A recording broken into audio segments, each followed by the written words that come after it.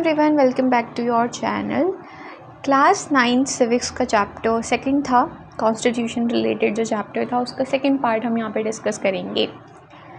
आगे से पढ़ेंगे। हमने यहाँ तक कंप्लीट कर लिया था। Now making of the Indian constitution, कि अब भारतीय संविधान जो बना उसका निर्माण पढ़ेंगे हम।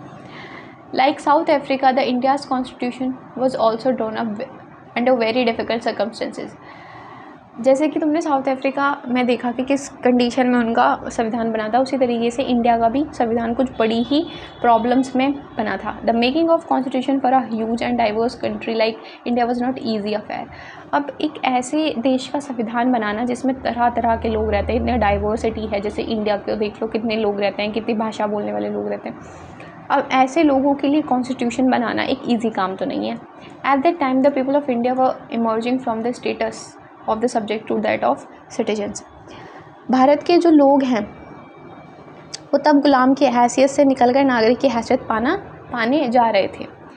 The country was born through a partition on the basis of the religious differences. देश ने धर्म के आधार पर हुए बंटवारे की जो प्रॉब्लम थी ना, वो झेली हुई थी कि भाई धर्म के आधार पर बंटवारा करा। This was a traumatic experience for the people of India and Pakistan. तो भारत और पाकिस्तान के लोगों के लिए बंटवारा भारी बर्बादी और दहलने वाला अनुभव था, पाकिस्तान के लिए भी और इंडिया के लोगों के लिए भी। At least 10 lakh people were killed on both sides of the border in partition related violence. कि जब पार्टीशन हुआ था ना, बंटवारा हुआ था, तो कम से कम 10 लाख लोग मारे गए थे। 10 लाख लोग कम होते हैं, 10 लाख लोगों की डेथ हुई थी बॉर्डर पे।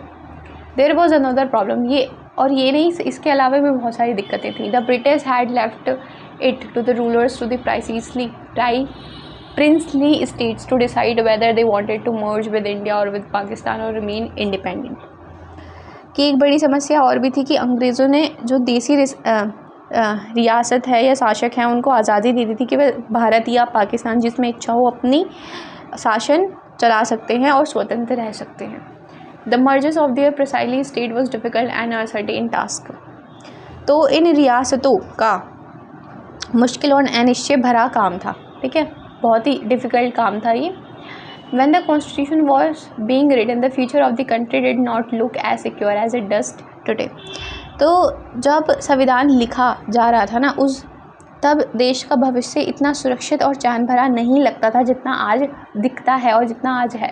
The makers of the constitution had anxieties about the present and the future of the country।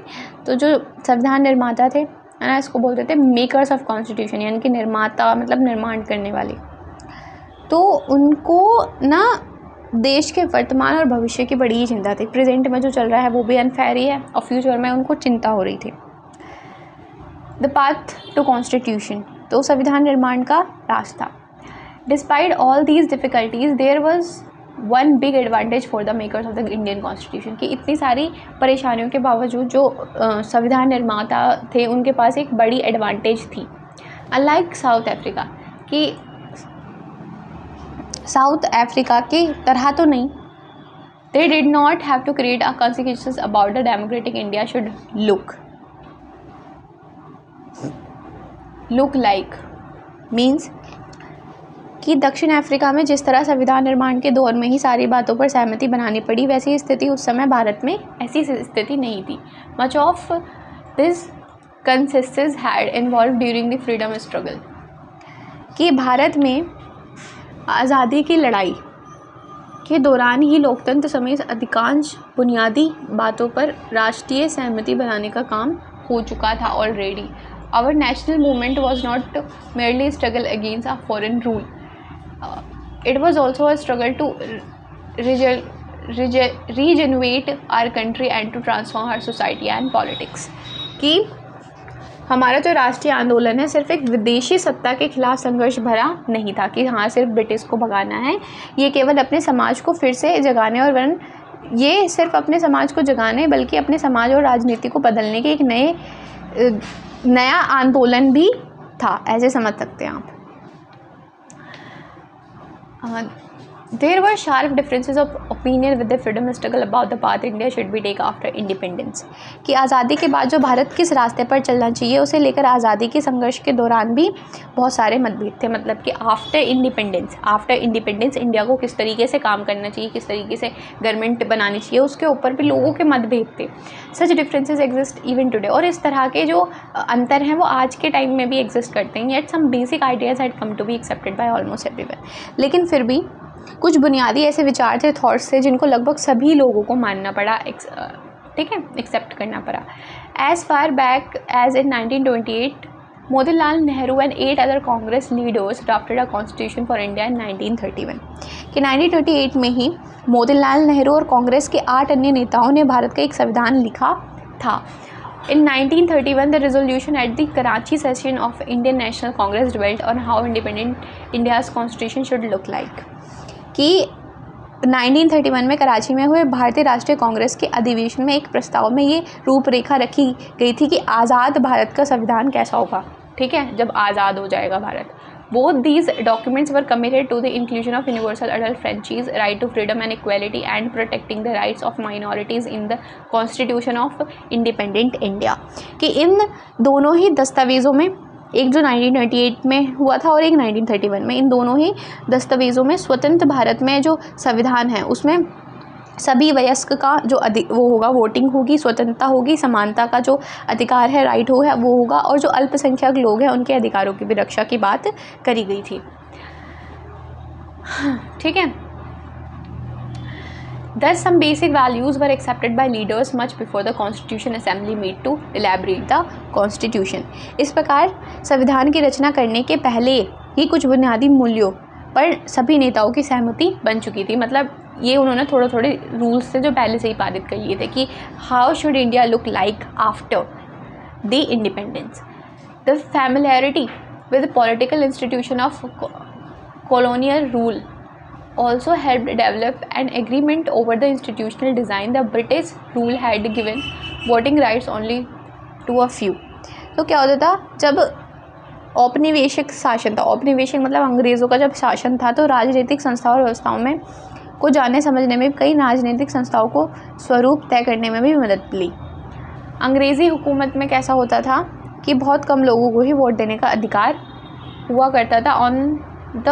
On that basis the British had introduce very weak legislatures. ठीक है, इसके आधार पर अंग्रेज़ों ने जिस विधायिका का गठन किया था वो कैसी थी, बहुत कमज़ोर थी. Election were held in 1937 to provincial legislatures and ministers all over British India. तो 1937 के बाद पूरे ब्रिटिश शासन वाले भारत में क्या हुआ, चुनाव कराए गए थे. इसमें बहुत सारी सरकारें कैसी थी, लोकतांत्रिक थी नहीं. लिखा है ना कि there were not fully democratic governments. चुनाव भले से कराए गए थे 1937 में, लेकिन सारी सरकारें कैसी थी, अलोकतांत्रिक थी. But the experiences gained by Indians in the working of legislative institutes proved to be very useful for the country in setting up its own institution. लेकिन विधानसभाओं में जाने और काम करने का अनुभव तब बहुत लाभदायक हुआ, क्योंकि इन्हीं भारतीय लोगों ने अपनी संस्थाएं और व्यवस्थाएं बनानी थी, है ना. तो अनुभव इम्पॉर्टेंट रहा. Setting up their own institutions and working in them, और उनमें काम करना था, उन्हें चलाना था. That is why the Indian Constitution adopted many institutional details and procedures from colonial laws like the Government of India Act 1930. इसी कारण भारतीय संविधान में कई संस्थाओं और व्यवस्थाओं को पुरानी व्यवस्था से लगभग अपना लिया गया था. और 1935 में क्या हुआ, भारत सरकार कानून इसको अपना लिया गया था. Years of thinking and elaboration on framework of the Constitution had another benefit. कि आज़ादी के बाद भारत के स्वरूप को लेकर वर्षों से चिंतन और बहस का भी काफ़ी लाभ पहुंचाया. ये नहीं है कि जितने भी बहसें होती हैं उनका कुछ ना कुछ बढ़िया सा कंक्लूजन तो निकल के आता है एट द एंड, और होता है बेनिफिट उनका. Our leader gain confidence to learn from the other countries. अब हमारे जो लीडर्स थे उन्होंने क्या है, आत्मविश्वास गेन करा, सीखा अदर कंट्रीज से भी, बट ऑन आवर टर्म्स, लेकिन अपने ही शर्तों पर. Many of other leaders were inspired by ideas of French revolution. उनमें से कोई बहुत से ऐसे जो लीडर्स थे जो फ्रेंच में रिवोल्यूशन हुई थी, जो फ्रेंच में रिवोल्यूशन हुई थी, ठीक है, उससे भी बहुत ज़्यादा क्या थे,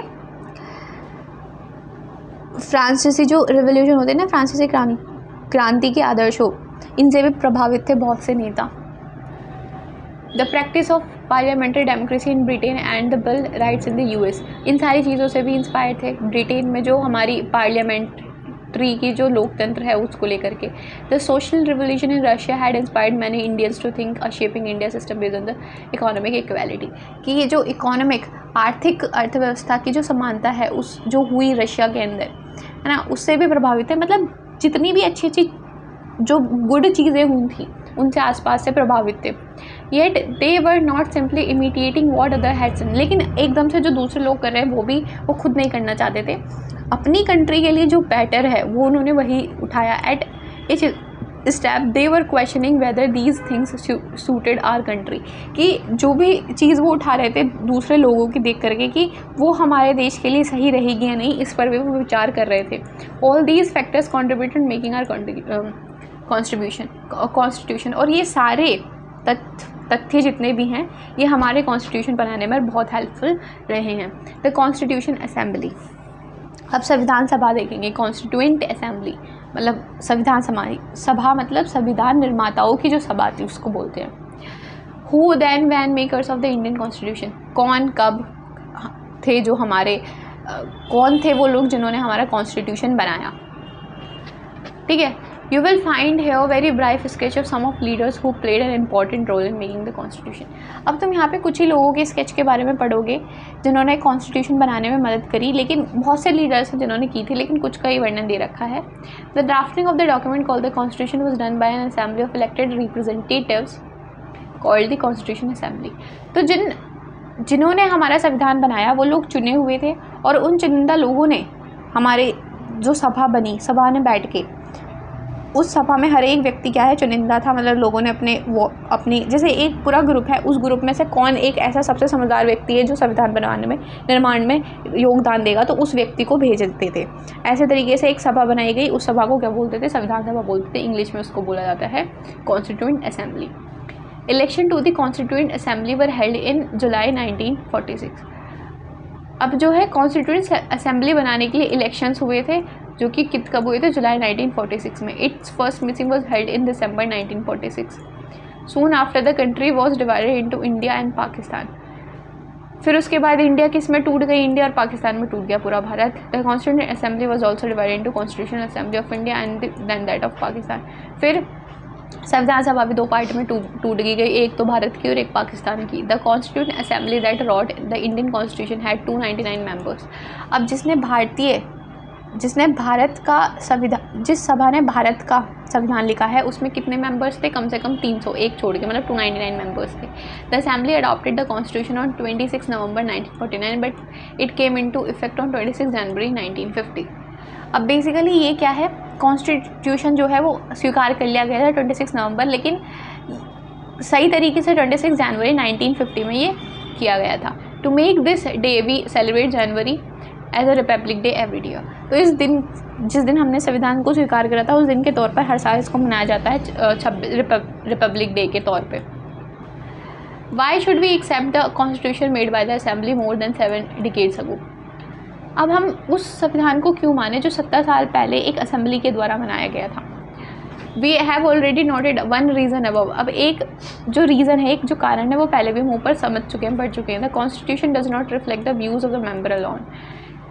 सिर्फ एक व्यक्ति के सोच को निर्भर नहीं दिखाता या फिर उसके एक्सपीरियंस को डिनोट नहीं करता कि वो अपनी बात को क्या कह रहा है, एक पूरे ग्रुप को डिनोट करता है। It experience a broad consequence of its time. Many countries of the world had to rewrite their constitution affairs because basic rules were not acceptable to the major and social groups of political parties। यहाँ तक कि कुछ countries के जो संविधान है उनको अब बदला गया है क्योंकि वो आज के समय के लोगों के लिए पारित नहीं है, मतलब वो लोग एक्सेप्ट नहीं कर पा रहे उन सारे रूल्स को, बदल दिया गया है। In some other countries the constitution exist as a mere piece of paper, no one actually follows it. और कुछ देशों में तो ऐसा भी होता है कि कॉन्स्टिट्यूशन बना हुआ है लेकिन वो सिर्फ क्या है, एक किताब की तरह रखा हुआ है, कोई इसको फॉलो नहीं करता, कोई इसको मानता नहीं है। The experience of our constitution is difference, लेकिन जो हमारे संविधान का जो एक्सपीरियंस है वो कुछ अलग है। एक्सपीरियंस होता है एक तरीके से तुम्हारा एक्सपीरियंस होता है तुम्हारा अनुभव।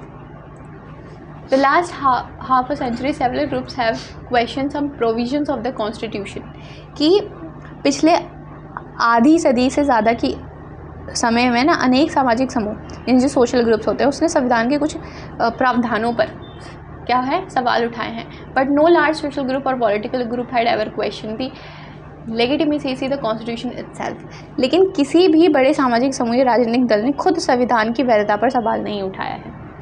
This is an unusual achievement of any constitution, और ये है हमारे संविधान की एक असाधारण उपलब्धि है।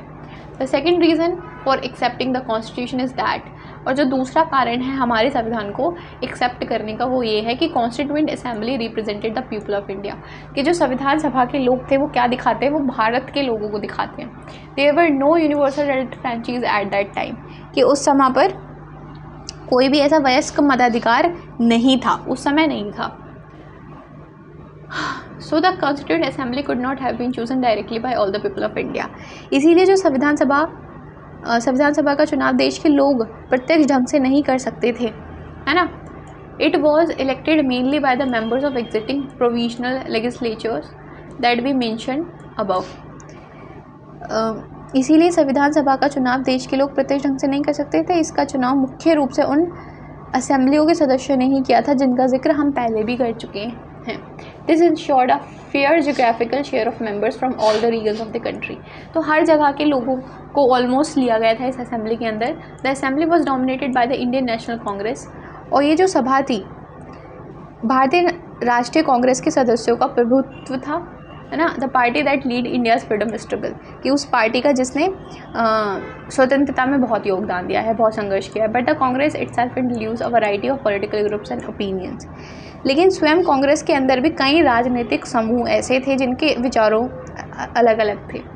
The assembly had many members who did not agree with the Congress, और यहाँ तक कि सभा में कोई ऐसे लोग ऐसे थे जो कांग्रेस के विचारों के से मेल नहीं खाते थे। इन सोशल टर्म्स टू, सामाजिक तौर पर भी। The assembly represented members from different languages, caste, classes, religion and occupations.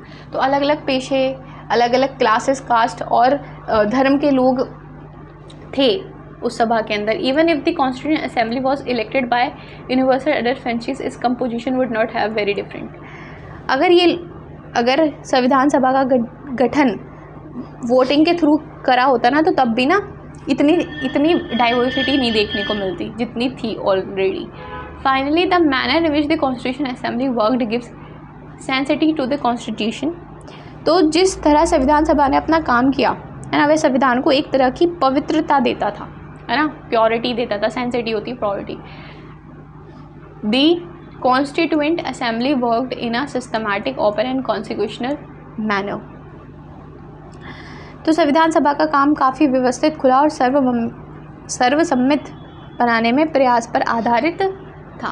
First some basic principles were decided and agreed upon, then a drafting committee chaired by Dr. B.R. Ambedkar prepared a draft constitution for discussion, कि सबसे पहले कुछ बुनियादी सिद्धांत तय किए गए और उन पर सबकी सहमति बनाई गई।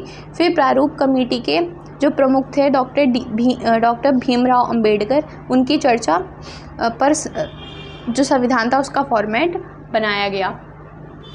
Several rounds of thorough discussion took place on the draft constitution close by close. तो कई तौर में चर्चा हुई, ठीक है, बहुत सारी चर्चाएं हुई। More than 2000 amendments were considered, और कम से कम 2000 से ज़्यादा संशोधन करे गए। संशोधन होता है, अमेंडमेंट्स होती हैं सुधार करना। The members deliberated for 114 days separate over 3 years. 3 वर्षों में कुल 114 दिनों की गंभीर चर्चा हुई। 3 वर्षों में इतनी चर्चा हुई, ठीक है। Every document presented and every word spoken in the Constituent Assembly has been recorded and preserved. यहाँ तक कि सभा में पेश हर प्रस्ताव, हर शब्द और वहाँ पे कही गई हर एक बात को रिकॉर्ड किया गया है और संभाल कर रखा गया है। समझ सकते हो। These are called Constitution Assembly debates, और इन सबको क्या बोलते थे, संविधान सभा में जो डिबेट चल रही है ऐसे बोला जाता था। When printed, these debates are 12 बल्कि वॉल्यूम्स। और ये इतनी बड़ी डिबेट को ना कम से कम 12 बहुत मोटी मोटी किताबों के अंदर रखा गया है। ऑफकोर्स इतनी बातचीत हुई थी तो वो सारा कुछ रिकॉर्ड है। These debate provide the rational behind every provision of the constitution. और इन बहसों पर जितने भी प्रस्ताव थे, जितने भी तर्क सोच थी, उन सबको समझा जा सकता है। They are use to interpret the meaning of the constitution. और संविधान की व्याख्या के लिए इस बहस को दस्तावेज का उपयोग होता है, ऐसा कॉन्स्टिट्यूशन यूज करते हैं। Guiding the values of Indian constitution. अब हम क्या करेंगे कि भारतीय संविधान के जो मूल्य हैं, वैल्यूज़ हैं, उनको समझेंगे। ये जो सारे लोग दिख रहे हैं ना आपको साइड में, जैसे ये बलदेव सिंह है और ये अपना जी दुर्गाबाई देशमुख हैं, ये अपने HC मुखर्जी हैं, ये सब क्या है, ये कॉन्स्टिट्यूएंट असेंबली के मेंबर्स हैं, यानी कि जिन्होंने हमारा संविधान बनाया उसके जो लोग हैं। ठीक है, ये जो लेटर है महात्मा गांधी के थ्रू, आप ये खुद पढ़ेंगे, यहाँ पे आपका चैप्टर फिनिश हो जाएगा। ये सब सेल्फ मेड है, सेल्फ रीडिंग लगानी है आपको खुद से। भारतीय संविधान के कुछ मूल्य हम पढ़ने वाले थे, समझने वाले थे, ये समझो यहाँ से। In this book we shall study exact provision of the constitution on different subjects.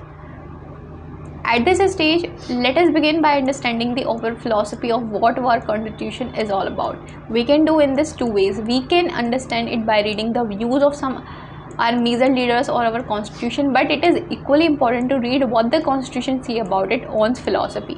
This is what the preamble to the constitution does. Let us turn these one by one. अब समझो कि इस किताब में ना बेसिकली हमने अलग अलग टॉपिक के ऊपर संविधान का जो वर्णन है उसका अध्ययन किया है। अभी हम ये जानने की कोशिश करें कि हमारे संविधान के पीछे का दर्शन क्या है। यह हम दो तरीक़ों से कर सकते हैं। अपने नेताओं के संविधान संबंधी विचार पढ़कर हम इस बात को समझ सकते हैं, परंतु हमारा संविधान स्वयं अपने दर्शन के बारे में क्या कहता है उसको भी पढ़ना उतना ही ज़रूरी है। संविधान किस तरह से काम करते हैं इसको हम बारी बारी गौर से समझेंगे। सबसे पहले आता है हमारा the dream and the promise, सपने और वायदे, dream and promises. Some of you may have notice a name missing from the sketches of the makers of the constitution. आप में से कुछ को भारतीय संविधान निर्माताओं की सूची में एक बड़ा नाम ना होने पर हैरानी हुई होगी, यानी महात्मा गांधी का नाम। किसका? Mahatma Gandhi. He was not the member of the Constitution Assembly. तो वो संविधान सभा के भाग नहीं थे। Yet there were many members who followed his vision. लेकिन फिर भी संविधान सभा के अनेक सदस्य उनके विचारों के अकॉर्डिंग ही काम कर रहे थे। Years ago, writing in his magazine Young India 1931 कि 1931 में अपनी पत्रिका यंग इंडिया में उन्होंने he had spelled out what he wanted the Constitution to do कि मैं उन्होंने संविधान से अपनी अपेक्षा के बारे में, मतलब वो क्या चाहते हैं, ये लिखा था। ये आप पढ़ेंगे, ठीक है। This dream of India that has eliminated inequality shared by doctor Bhimrao Ambedkar कि एक सपना था कि भारत में क्या है, समानता हो, है ना। और यही सपना आगे चल के किसका थॉट बन रहा था? डॉक्टर भीमराव अम्बेडकर का, हु प्लेड अ की रोल मेकिंग द कॉन्स्टिट्यूशन, जिन्होंने बहुत इंपॉर्टेंट रोल निभाया जब कॉन्स्टिट्यूशन बन रहा था। ही हैड डिफरेंट अंडरस्टैंडिंग, उनकी एक अलग ही समझ थी how inequalities could be removed, कि जो असमानता है उनको किस तरीके से हटाया जा सकता था। He often bitterly criticise Mahatma Gandhi and his vision. अब उन्होंने क्या करा? उन्होंने गांधी और उसके नज़रिए की कटु आलोचना की, समझ रहे हो। In his concluding speech to the constitution assembly he state his anxiety very clearly कि उन्होंने संविधान सभा में दिए गए अपने अंतिम भाषण में अपनी चिंताओं को बहुत स्पष्ट ढंग से व्यक्त करा था। ये तुम देख सकते हो। Finally, let us turn to Jawaharlal Nehru gives his famous speech to the Constitution Assembly at the stroke of midnight on 15 अगस्त 1947। और एक बहुत सी फेमस जवाहरलाल नेहरू की स्पीच दे रखी है उन्होंने, जो उन्होंने इस समय दी थी 15 अगस्त 1947 में कॉन्स्टिट्यूशन असेंबली में मिडनाइट में उन्होंने दी थी, और ये फेमस स्पीच थी उनकी। नाउ आ जाते हैं हम philosophy of the constitution. Constitution की क्या फिलॉसफी है उसके बारे में हम समझने वाले हैं।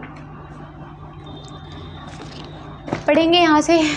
Values that inspired a guided freedom struggle and were in turn nurtured by it means कि जिन मूल्यों में स्वतंत्रता संग्राम की प्रेरणा दी गई और उन्हें निर्देश दिया गया, जिस क्रम में जांच परख लिए गए हों, वे भारतीय लोकतंत्र का आधार बने। Formed the foundation of the India's democracy, वही क्या बने, भारतीय लोकतंत्र का निर्माणदाता बने। ठीक, these values embedded in the preamble of the Indian constitution, they guide all the articles of the Indian constitution.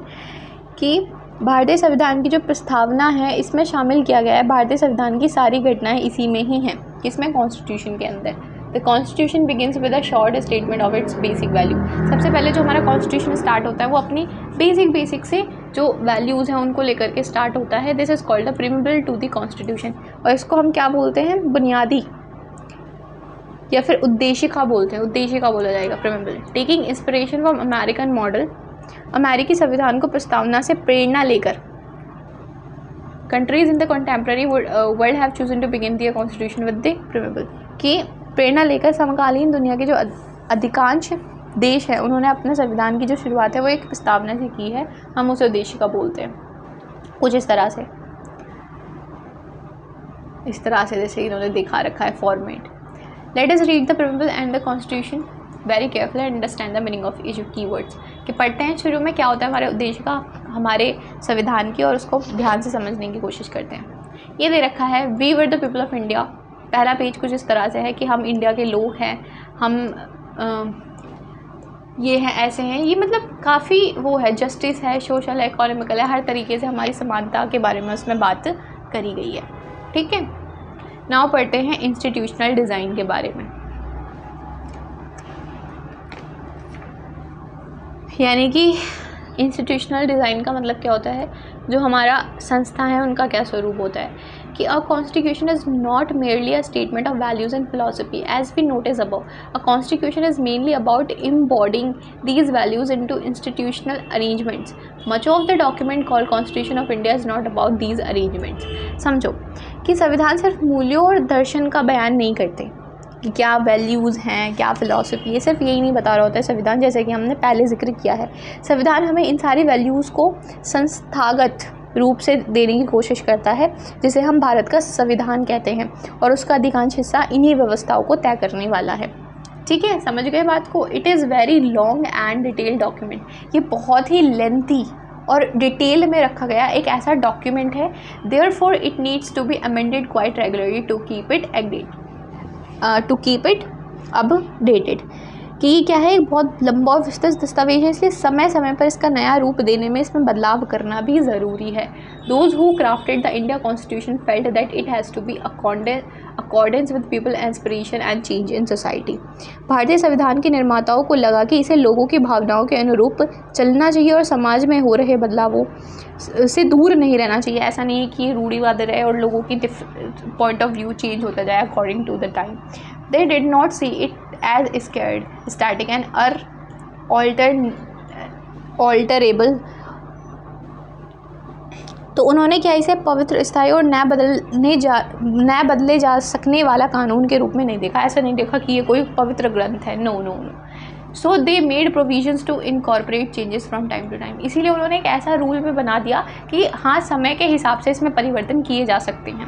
These changes were called constitutional amendments. और इनको क्या बोलते हैं, इसको हम बोलते हैं कॉन्स्टिट्यूशनल अमेंडमेंट। हिंदी में अगर बात करें तो संविधान संशोधन होता है किसी चीज़ को लाइक रीराइट कर दिया या फिर वापस से उसमें कुछ चेंजेस ला दिए, इस तरीके से अमेंडमेंट कर देना।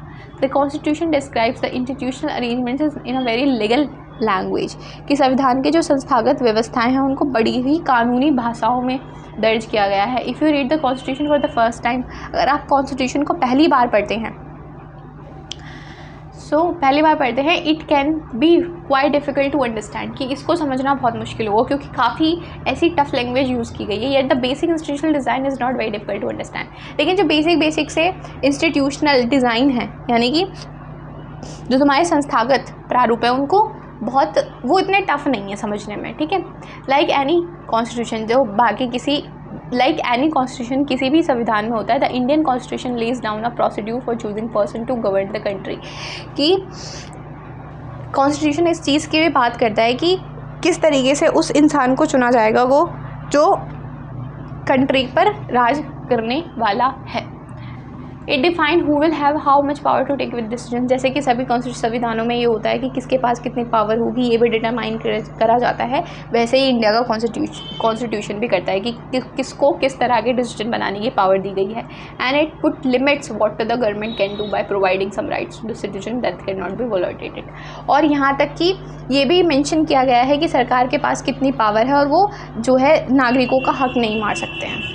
The remaining 3 chapter in this book are about these aspects of working of Indian Constitution। बाकी के जो रिमेनिंग आगे के 3 चैप्टर हैं वो उसमें हम यही पढ़ने वाले हैं कि इंडियन कॉन्स्टिट्यूशन किस तरीके से पारित होता है, किस तरीके से काम करता है।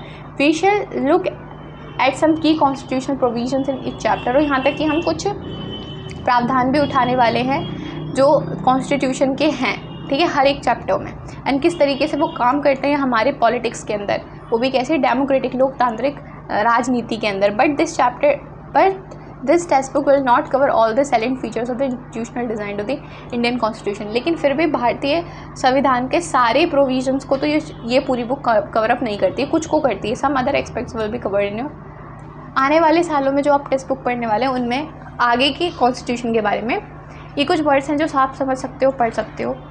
तो यहाँ पे आपका चैप्टर फिनिश होता है। वो एक्सप्लेनेशन आपको अच्छी लगी हो। मिलते हैं आपसे नेक्स्ट चैप्टर में, नेक्स्ट वीडियो में। Thank you very much for watching.